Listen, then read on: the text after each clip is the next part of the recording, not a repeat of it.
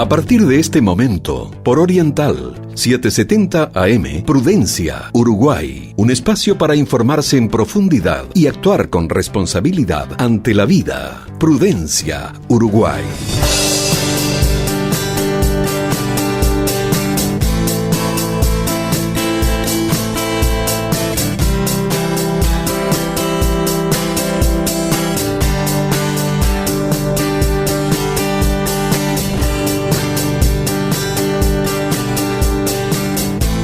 Bienvenidos a una nueva entrega de Prudencia Uruguay en este sábado 22 de mayo, sábado que se aproxima al final de mayo y ya, como quien dice, estamos cerca de mitad de año. También empezaron los primeros fríos, ya se empezaron a sentir en estas mañanas. Hoy tenemos un lindo programa por delante, un programa que vamos a compartir con nuestra entrevistada central, que en el día de hoy es Ana Saulís. Ella es licenciada en enfermería, es máster en cuidados paliativos de la Universidad Católica, representante de la Seguridad Social en la Comisión Nacional de Enfermería, integrante de la Comisión Directiva de la Sociedad Uruguaya de Medicina y Cuidados Paliativos, referente del Servicio Extramuros del Hospital Británico y licenciada de Enfermería del CRENADESER, del Banco de Previsión Social. Ana, bienvenida a nuestro programa. Muchas gracias. Bien, Ana, llevas casi 20 años trabajando con pacientes que reciben cuidados paliativos y si te parece vamos a comenzar contándole justamente a la audiencia de este programa cómo ha sido tu experiencia, sobre todo porque has estado durante muchos años vinculada al trabajo de cuidados paliativos en niños con enfermedades crónicas graves y con malformaciones.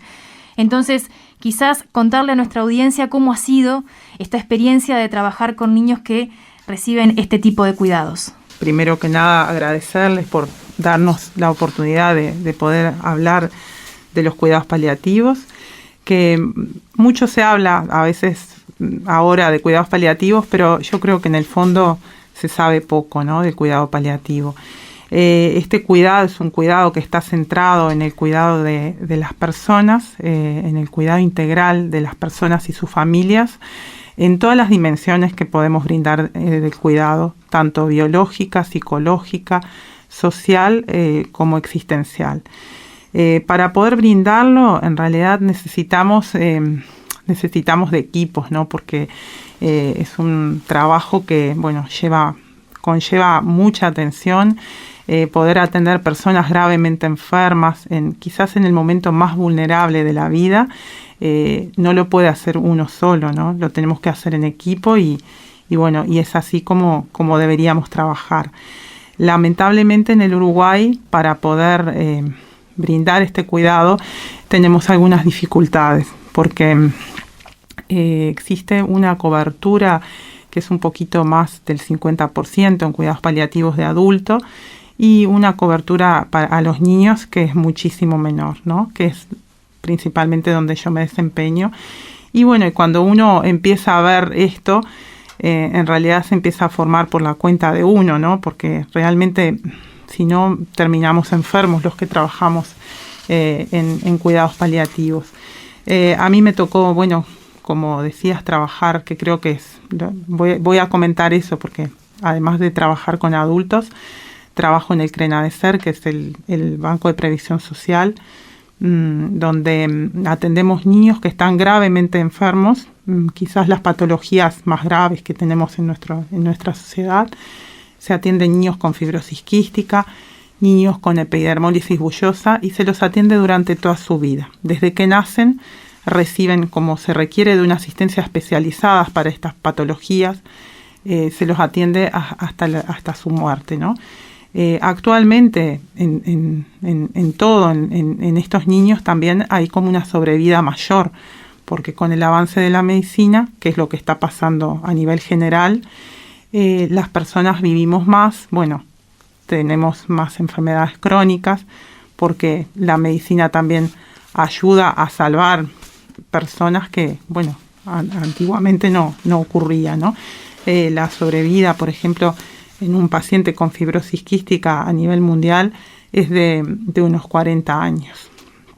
Y con epidermólisis bullosa, que en el Uruguay hay unos 17 pacientes, es generalmente es menor, ¿no?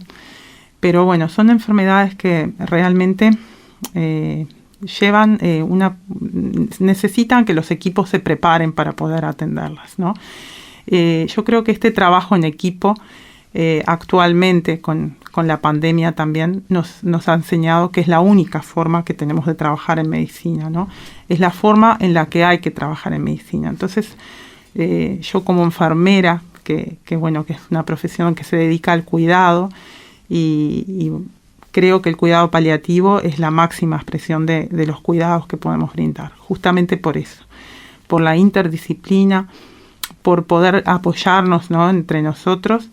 Y muchas veces también en el Uruguay hay niños con enfermedades raras, ¿no?, que también se atienden en el Banco de Previsión Social y sabemos que no tienen cura, son pacientes que no los vamos a poder curar, pero tenemos que saber cómo acompañarlos, cómo, tomar decisiones en conjunto, ¿no?, para cuando lleguen momentos en los cuales sabemos que van a tener síntomas que no los vamos a poder controlar y eso produce un gran sufrimiento, ¿no? Un gran sufrimiento cuando no hay formación, cuando las personas no saben cómo atender ese sufrimiento que viene como es multifactorial y se da por distintos motivos, ¿no? Por ejemplo, nosotros siempre decimos hay pacientes que llegan a los equipos de cuidados paliativos y vienen con nosotros lo llamamos un dolor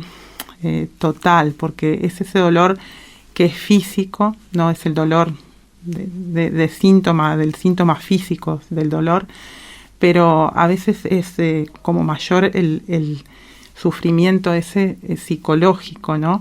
El sufrimiento a veces por problemas sociales y por problemas existenciales, ¿no? Que una persona no puede dar respuesta a todo eso, ¿no? Bien. Ana, tú también me comentabas cuando iniciaste en esto de la enfermería que en realidad era como que la muerte era algo que estaba como era un tema aparte, o sea, como que no se incorpora el cuidado paliativo o el conocimiento del cuidado paliativo en una primera experiencia de formación y que lo fuiste descubriendo una vez que tu carrera ya estaba avanzada. ¿Por qué crees que todavía hay tanta dificultad en incorporar al cuidado paliativo dentro de la formación académica de la enfermería? Yo creo que no, hemos mejorado mucho, ¿no? Porque hace 20 años realmente cuando yo me recibí no tenía conocimiento y me tocó empezar a trabajar en un servicio que era un alto riesgo obstétrico, en donde realmente no contaba con las herramientas para poder desempeñarme. Y luego trabajando en un hospital de día con pacientes oncológicos, como que la carrera la vida me llevó a siempre desempeñarme con pacientes gravemente enfermos, en un principio adultos. El alto riesgo obstétrico es otro tema, porque cuando hablamos de cuidados paliativos podemos hablar de cuidados paliativos prenatales, que en el Uruguay no hay. Están los cuidados paliativos neonatales, que hay muy pocas personas que se dediquen a ellos, muy pocas personas formadas, ¿no?, que se dediquen, que son semillas que me gustaría nombrar a la doctora Rita Rufo, con quien he aprendido mucho, que es una referente en cuidados paliativos neonatales en el Hospital Pereira Rosell, y ella también como que trabaja la parte de cuidados paliativos prenatales, ¿no? Porque bien, cuando te referís a cuidado paliativo prenatales, cuando hay que preparar a la familia para el nacimiento de un bebé que muchas veces ya nace muerto, entonces hay que preparar a la familia también para esas noticias. Quizás abordar un poquito más cuál es la diferencia entre... El cuidado paliativo prenatal es un seguimiento que se hace muchas veces. Hay una medicina prenatal, ¿no? En esa medicina prenatal, se detectan muchas veces malformaciones, se detectan incompatibilidades con la vida, ¿no? Y esos padres o esa madre que está esperando ese niño, sabemos que van a ser con algún problema o que van a ser muertos, como tú bien decías. a esas personas hay que prepararlas, ¿no? Porque es un duelo lo que van a sufrir. Generalmente no existe esta preparación, ni existe este acompañamiento, ni existe una medicina paliativa que pueda brindar las herramientas terapéuticas que tenemos para abordarlo, ¿no? Generalmente, bueno, se le da el diagnóstico, se le explica cuáles son las alternativas que tienen terapéuticas de interrupción de embarazo o que si el niño va a nacer con esos problemas. Todo eso la medicina paliativa lo hace. Existen también tratamientos, ¿no? Tratamientos que se realizan in útero, por ejemplo, que acá en el Uruguay tampoco hay experiencia, que son niños que tienen malformaciones como que se podrían operar in útero, ¿tá? Y bueno, todo eso como que habría que también desarrollarlo. Pero a pesar de que, bueno, se podría dar algún tipo de tratamiento a estos pacientes, necesitan el cuidado paliativo concomitantemente, ¿no? Porque no sabemos qué puede pasar y qué decisiones van a tener que tomar esas personas en ese momento de la toma de decisión de qué opción elegir, ¿no? Bien. Entonces se encuentran un poco solos, podemos decir que están solos. Los padres yo siempre digo, ¿no? Cuando uno pierde una esposa, es viudo, es viuda, el padre que pierde un hijo no tiene nombre. Digo, es como eso, esta sociedad no aceptamos, ¿no? No vemos la muerte esa del recién nacido, esa muerte que se da prematuramente, que a veces vive solo poquitas horas, ¿no? Y muchas veces esos duelos también quedan sin atender, ¿no? La medicina en cuidados paliativos neonatal es ese niño que nace y bueno, es lo que les comentaba un poquito. Va a vivir toda su vida con una enfermedad crónica grave, quizás con una malformación. Y bueno, y a ese niño también, a esos padres, a esa familia, hay que apoyarlos en ese ciclo vital que les toque vivir, que no sabemos si es corto, es largo, y se van a hacer concomitantemente tratamientos que van a ser curativos, ¿no? Y tratamientos que van a ser paliativos. Entonces, esa toma de decisión se hace en conjunto con la familia, con el niño, cuando el niño entiende, cuando el niño puede tomar decisiones. Bien. Ana, si bien ya habíamos sobrevolado un poco el tema, pero según la información que nos brindó la doctora Adriana de la Valle en la última encuesta realizada en febrero del año 2020, la cobertura en materia de cuidados paliativos representaba solo un 59%. Si bien ya me habías comentado que te parece una cifra sumamente baja, digo, y que es real, ¿por qué te parece que aún es todavía tan difícil acercarnos a esta universalización del cuidado paliativo, donde en realidad esta cifra es una cifra general, pero sabemos que todavía gran porcentaje de esta cifra está concentrada en Montevideo y todavía es aún más baja en el interior del país? Yo creo que es por desconocimiento, ¿no? Es desconocimiento de lo que es la medicina paliativa, de lo que es el cuidado paliativo, de lo que podemos llegar a hacer. Yo creo que principalmente es el desconocimiento, porque si se lograra entender, ¿no? lo que se propone, que ahora lo trabajamos en una ley, seguramente los prestadores de salud entenderían que no solo esto va en una mejor atención, en que los pacientes van a estar mejor atendidos, sino que va también en beneficio hasta de optimizar los recursos, ¿no? Se optimizan los recursos, se bajan costos con la medicina paliativa.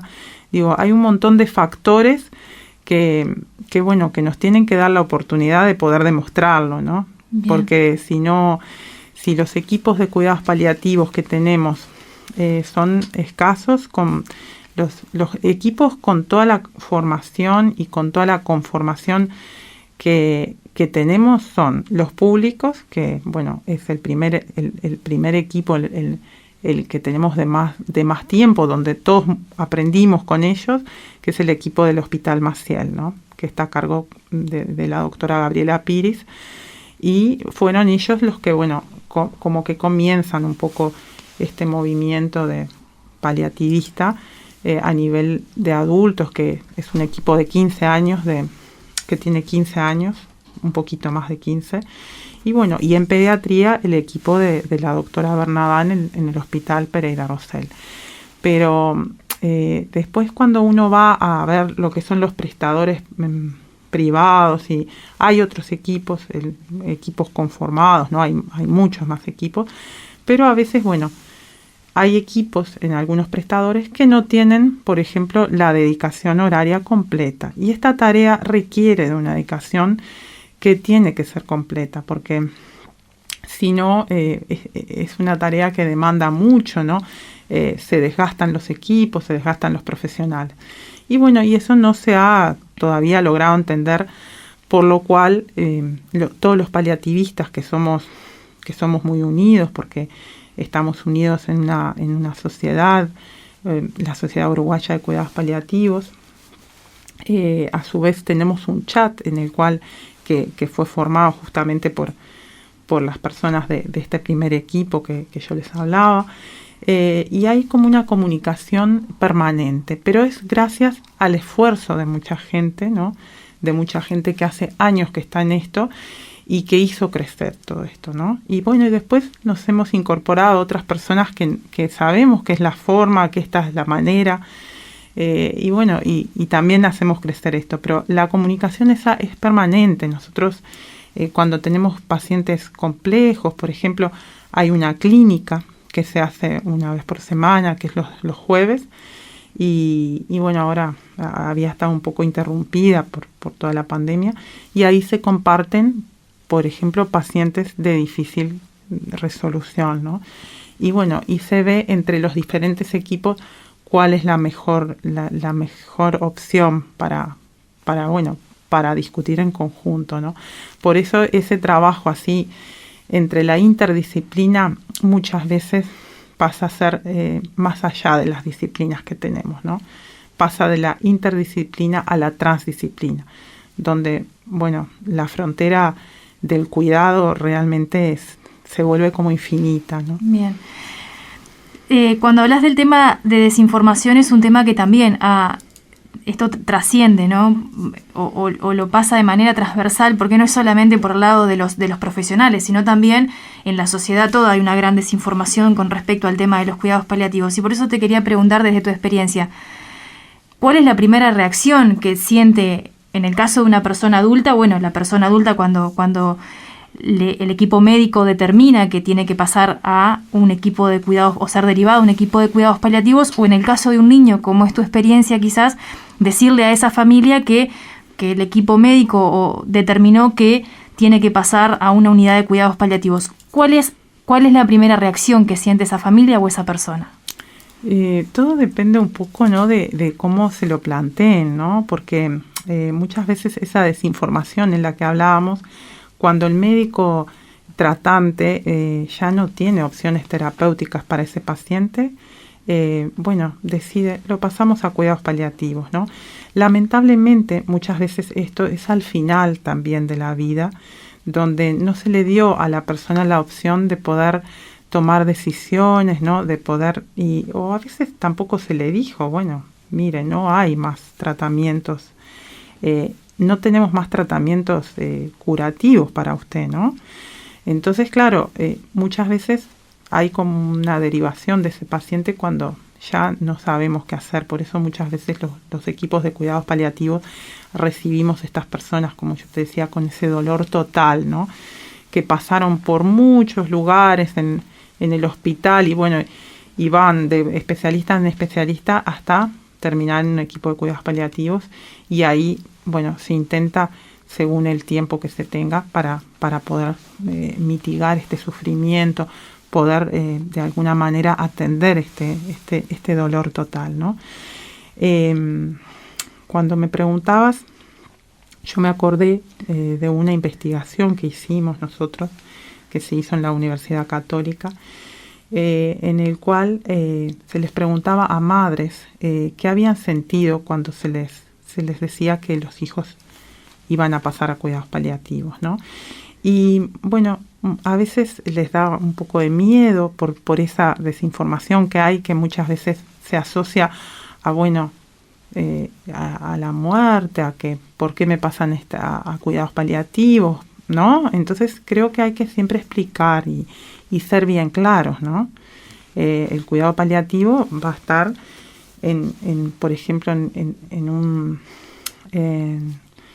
lo que es una enfermedad crónica, va a estar siempre presente, pero cuando la persona está estable, tampoco es necesario que esté continuamente el paliativista si la persona no tiene ningún síntoma molesto. Digo, muchas veces se da la consulta, lo que pasa, por ejemplo, en los niños con enfermedades graves, se da la consulta, se conoce al paciente y bueno, el paciente continúa con ese tratamiento curativo y hay como, nosotros le decimos, bueno, son como etapas, ¿no? Son los ciclos de esa enfermedad, de la cronicidad, en los cuales puede haber mesetas, ¿no? En los cuales la persona pasa ese tratamiento, esos tratamientos, o no tiene ninguna recaída. El tema es el momento de esa recaída, que bueno, que cada vez más lo va a ir acercando a la muerte, ¿no? Como también hay personas que, bueno, van decayendo, ¿no? En esa meseta es como más decreciente continuamente, o bueno, o esa muerte brusca que se produce. Pero es importante el acompañar ese proceso, ¿no? El acompañar no en lo que yo pienso que puedo acompañar, en lo que el otro siente, en lo que el otro necesita. Bien, qué importante también es que el equipo permanezca durante todo este tratamiento, que bueno, como tú explicabas, puede ser por un tiempo, puede ser que a veces es un tiempo que es prolongado, a veces es más corto, pero qué importante es que todo el equipo se mantenga con una estabilidad donde pueda realmente afrontar esa comunicación que pueda llegar a haber de malas noticias. ¿Cómo hacen los enfermeros para estar durante el día? Deben atender varios pacientes, quizás con diferentes contextos, con diferentes enfermedades, con diferentes sufrimientos. ¿Cómo hacen los enfermeros para mantenerse bien o con su salud mental a pleno para poder atender cada una de estas necesidades? Y yo creo que, bueno, hay muchas formas, ¿no?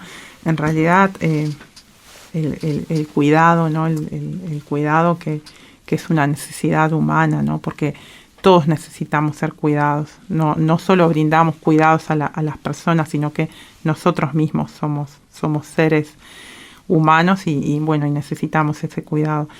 El cuidado es además de ser un derecho humano, yo siempre digo, para nosotros los paliativistas es una experiencia humana, ¿no? Es ese intercambio de cuidado en donde el otro me dice lo que necesita, pero nos dice a todo el equipo, ¿no? Y nosotros también entre nosotros nos decimos lo que necesitamos, ¿no? Es como hay un intercambio ahí que bueno, que eso es lo valioso y creo que eso es lo que hace que los equipos puedan cuidarse entre ellos, ¿no? Son a veces también mecanismos que se usan para poder, bueno, brindar ese cuidado adecuado, ¿no? Porque si no, las personas terminan con un burnout, digo, no pueden soportar el sufrimiento, el dolor, que bueno, que realmente en el caso mío, cuando yo empecé a ver que, bueno, la asistencia que le brindábamos en el Crenadecer a los niños realmente llegaba a poder afectarme y bueno, me puse a estudiar, ¿no? Para poder, entre todos, poder como mitigar todo eso, ¿no? Ana, si te parece, te invito a hacer la primera pausa y volvemos enseguida y continuamos charlando sobre este y otros temas interesantes que quedan por delante. En instantes continúa Prudencia Uruguay.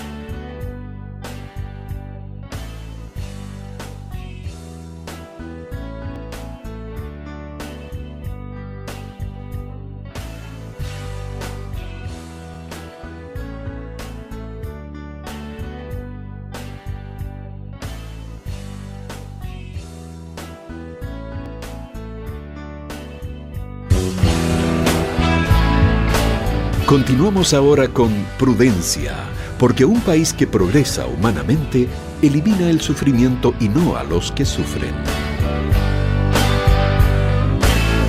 Comunícate con nosotros a través de nuestras redes sociales. Nos encuentras en Twitter e Instagram como @PrudenciaUy y en Facebook Prudencia Uruguay. También podrás encontrar todos nuestros contenidos en el sitio web www.prudenciauy.org.uy.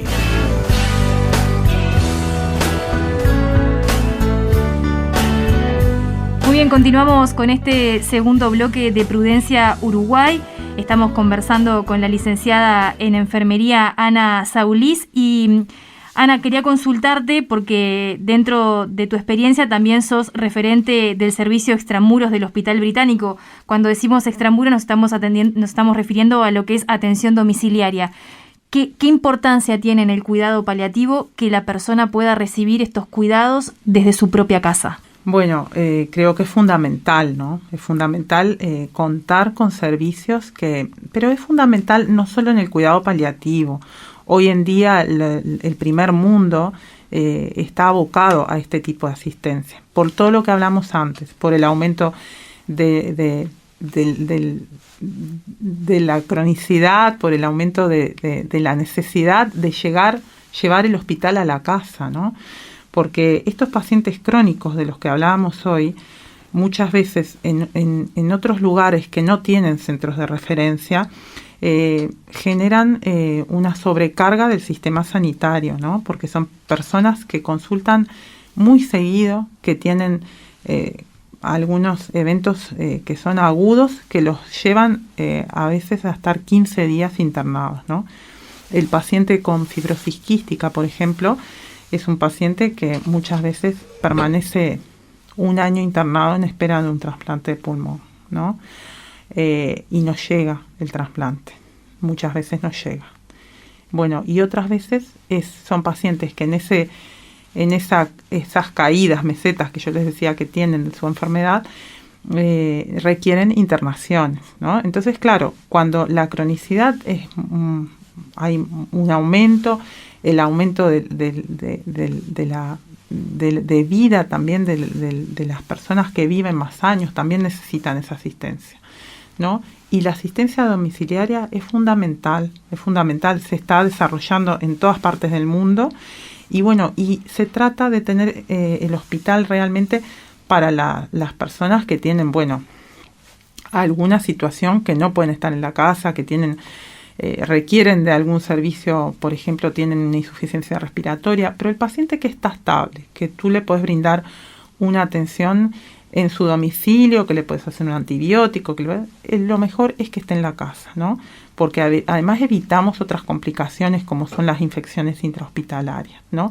El paciente en situación paliativa, siempre que pueda estar en la casa, va a estar mejor, ¿no? Va a estar mejor porque va a requerir continuamente ser asistido.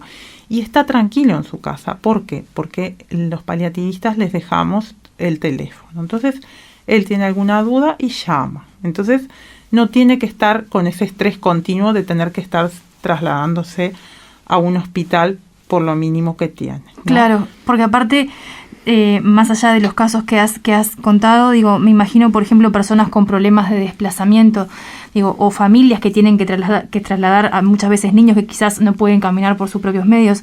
Esto genera también un desgaste a nivel familiar de hacer como este periplo por los diferentes especialistas. Entonces, qué importante es que cuando ese niño o esa persona se puede quedar en la tranquilidad de su casa, sepa que hay un equipo de referencia que puede asistir cuando hay un episodio de crisis o una recaída. ¿Qué tan lejos estamos de que esto pueda llegar realmente en algún momento a ser una realidad, de que cada centro asistencial pueda contar con un equipo no solo de cuidados paliativos, sino que también puedan abarcar toda la parte de atención domiciliaria? Yo creo que esto va mucho también en conocimiento, ¿no? y en voluntad política, porque, por ejemplo, el CRENADESER, que tiene toda esta cantidad de niños con problemas, tenemos algunas dificultades, muchos de ellos son del interior, entonces es más difícil brindar esta asistencia, la tendrían que brindar prestadores en el interior. Por ejemplo, en el Hospital Británico esta modalidad se ha desarrollado enormemente, ¿no? Y la desarrollamos todo el tiempo. Ahora, en este momento de pandemia, se nos multiplicó el trabajo. Entonces, bueno, mi mayor experiencia viene de ahí y brindamos los cuidados paliativos, se brindan a domicilio y es algo muy positivo, ¿no? Es algo muy positivo, como tú decías, para evitar ese estrés en las personas, muchas veces la persona se siente que es una molestia, ¿no? Porque tienen que estar siempre pendiente de él, que lo tienen que estar trasladando, que tiene que ir al médico. Entonces, cuando nosotros ofrecemos todo en la casa, es mejora de la calidad asistencial, es una mejora en la calidad de vida de esa persona, ¿no? Cuando nosotros hablamos que queremos mejorar, que es esta atención centrada en mejorar la atención a la persona, esto es parte, ¿no? Es parte de decir, bueno, tú estás en esta situación, nosotros vamos a ir a tu casa, y la gente después lo valora, lo agradece, se siente contenida, están tranquilos, ¿no? Están tranquilos. No quiere decir que, bueno, frente a una emergencia, por supuesto, siempre enseñamos a que tienen que llamar a la emergencia móvil, pero también les enseñamos a las familias a controlar síntomas, ¿no? Porque hay síntomas que nosotros podemos enseñar cómo controlarlos, ¿no? Y bueno, realmente es una atención completa, es una atención que abarca toda la dimensión del cuidado, que contemplamos todas las necesidades, todos los intereses que puede tener esa persona y los problemas, ¿no? Bien. Hay un vínculo muy potente que se forma con las familias también, Ana, me imagino, en estos años que tenés de experiencia trabajando con tantos pacientes que han recibido cuidados paliativos. Me imagino que ese vínculo, donde también terminan de alguna manera, como tú me explicabas recién, enseñándole a los familiares a veces a realizar determinados tratamientos que quizás calman como una primera etapa hasta que llegue un equipo quizás especializado en... ¿Cómo se da este intercambio con las familias? Eso es lo que yo te hablaba de la experiencia humana del cuidado, ¿no? Es ese cuidado humanizado, ¿no? Que es el que deberíamos siempre brindar en medicina y que tenemos que aprender y que tenemos que, poder lograr brindar, ¿no? Yo creo que la única forma que tenemos de brindar los mejores cuidados es esta, ¿no? Es contemplando, teniendo la empatía, ¿no? De lo que siente el otro, respetando la dignidad del ser humano, ese que está enfermo. Y creo que, que es eso, ¿no?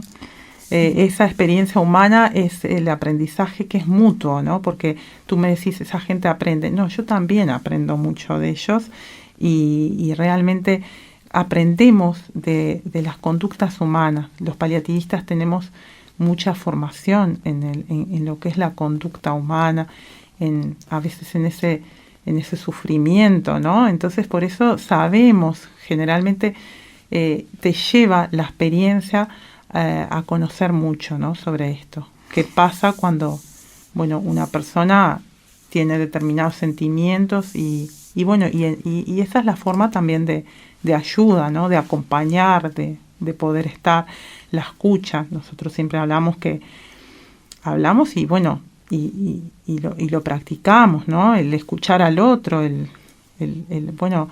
hacer los silencios también necesarios para que el otro se pueda expresar, ¿no? Porque esa medicina que de antes, que era el médico el que daba el diagnóstico, el médico era el que decidía acerca a veces de la vida también, ¿no? De los demás, sin darle participación. Eso no es una forma correcta de atender, ¿no? Bien. Ana, actualmente en el Parlamento hay un proyecto de ley que refiere a los cuidados paliativos, un proyecto de ley que fue elaborado desde la Sociedad Uruguaya de Medicina y Cuidados Paliativos y contó con el apoyo de la mayoría de los partidos políticos que hoy tienen representación parlamentaria. Sin embargo, también hay otro proyecto de ley que fue presentado por el diputado del Partido Colorado, Ope Pasquet, que refiere a la legalización de la eutanasia y el suicidio médicamente asistido. Esto generó obviamente un debate, sobre todo en la forma en la que ambos proyectos ingresaron a la Cámara de Representantes, específicamente a la Comisión de Salud. Actualmente estos dos proyectos están como en una especie de stand-by por la emergencia sanitaria. Sin embargo, de a poco, a medida que avanza la campaña de vacunación y las comisiones van retomando sus trabajos, han empezado a llamar a diversos colectivos. Pero me quiero enfocar un poco en este proyecto de ley de eutanasia y suicidio médicamente asistido, porque de continuar este camino y de legalizarse este proyecto, la eutanasia pasaría a ser un servicio que deberían brindar los prestadores de salud. Como enfermera, y quizás también, como está planteado en el proyecto de ley, posible brazo ejecutor junto a un médico de este procedimiento, ¿qué reflexión te merece que esto pueda llegar a ser un servicio obligatorio que la institución de salud, a partir de una ley, esté obligada a brindarle a sus usuarios? A mí me gustaría, primero que nada, hablar de la ley de cuidados paliativos, ¿tá? Porque la ley de cuidados paliativos, que fue elaborada por todo el colectivo paliativista, como yo les decía, esta ley fue discutida en el seno de la Sociedad Paliativa del Uruguay. Esta ley llevó mucho tiempo de elaboración, y les aseguro que en asamblea discutimos artículo por artículo y hasta te diría palabra por palabra, porque realmente fue increíble cómo se forma esta ley, ¿no? En esta ley contempla todo lo que es la asistencia paliativa que hablamos hoy, la asistencia prenatal, la asistencia neonatal, la asistencia en la cronicidad, todo tipo de cuidado paliativo que se pueda brindar. Entonces me gusta resaltar esta ley porque tuve la oportunidad, por supuesto, de leer las dos leyes y no siento que la otra ley haya sido elaborada de esa forma, y creo que todos los que la hemos podido leer, si podemos leer las dos leyes, no tienen nada que, son leyes diferentes y no son lo mismo, no se pueden juntar, no tienen nada que ver, ¿tá? La medicina paliativa no acelera, ¿tá? No acelera la muerte, ni tampoco la retrasa, ¿tá? Nosotros, cuando muchas veces hay una obstinación terapéutica en retrasar la muerte también, ¿no? Porque estamos hablando de las dos puntas. Por un lado se acelera la muerte y también se puede retrasar ese proceso, ¿no? Los paliativistas nos dedicamos a acompañar de la mejor forma, ¿no? Hasta el último momento de vida. Y a veces dar una muerte en paz, ¿no? Porque ese creo que es la finalidad de la medicina también, ¿no? Lograr acompañar cuando no podemos curar, consolar y dar una muerte. No me gusta decir digna, prefiero decir en paz, ¿no? Porque creo que lo que todos los seres humanos queremos. Es muy difícil poder decir, cuando yo no tengo conocimiento de algo, poder decidir sobre esos procesos, ¿no? Creo que los paliativistas somos los que estamos más preparados para poder ayudar en el final de vida, porque hemos visto muchos casos, ¿no? Por ejemplo, a nadie se le ocurre que en un nacimiento de un niño no haya un neonatólogo, ¿no? A nadie se le ocurre que no haya un ginecólogo. En el final de vida, ese cierre de nuestro ciclo vital, que es igual de importante que el nacimiento, está como olvidado, ¿no? Nadie se acuerda que ahí también hay especialistas que tenemos nuestras herramientas terapéuticas para actuar, ¿no?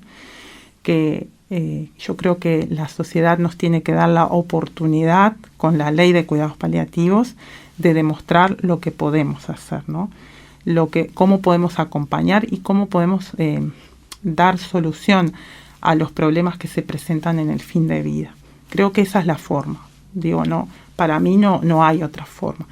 Quizás cuando uno no tiene el conocimiento y bueno, de alguna forma quiere cortar ese sufrimiento, la propia persona, ¿no? O el que viene de afuera, a veces hasta profesionales, ¿no? Piensan que la mejor forma es esa, ¿no? Yo creo que cuando uno tiene formación y sabe lo que es la medicina paliativa, esa ley no sería necesaria. Sinceramente, esto lo digo en forma personal, ¿tá? Es una perspectiva mía personal. Bien. Por lo tanto, Ana, entiendo que, como planteabas, de que para ti eran dos leyes totalmente diferentes, han habido expresiones por parte de parlamentarios que en algún momento han dicho, bueno, estas dos leyes pueden ser complementarias. Desde tu punto de vista profesional, descartás que haya una vía en donde estas dos leyes puedan ser complementarias. Sí, no, considero que no son complementarias para nada, ¿no? Pero bueno, porque me dedico a la medicina, a trabajar en cuidados paliativos. Trabajo con paliativistas, entonces nosotros sabemos que esa no es la forma, ¿no? Bien, aún así, en una encuesta... no tiene nada que ver con algún... creo que es algo que va cuando uno estudia, cuando uno se forma, que uno se da cuenta con la formación que hay diferentes formas de dar respuestas. Bien. Te comentaba que sin haberse todavía, sin haberse legalizado, sin estar todavía en una discusión aún mayor esta ley, aún así una encuesta realizada dentro del sindicato médico dio un porcentaje súper elevado de personas a favor. De hecho, ya han empezado a circular también algunas encuestas de opinión pública donde también hay un porcentaje muy elevado de la sociedad que parece estar como a favor que en realidad no es de la eutanasia, sino de tener esa opción de elegir la forma de morir. ¿Por qué pensás desde tu punto de vista que puede existir esta inclinación de la gente a ver eso como una opción? Y por lo que hablábamos hoy, por el desconocimiento, ¿no? Por el desconocimiento. Cuando yo recuerdo cuando no sabía nada de cuidados paliativos, bueno, quizás también para mí era una opción. Decía, bueno, que se termine este sufrimiento, ¿no? ¿Y cuál es la forma? Bueno, terminar con la vida, ¿no? Y después uno ve que no es así, ¿no? Que esa no es la forma realmente. No es la forma ideal, ¿no? Bien.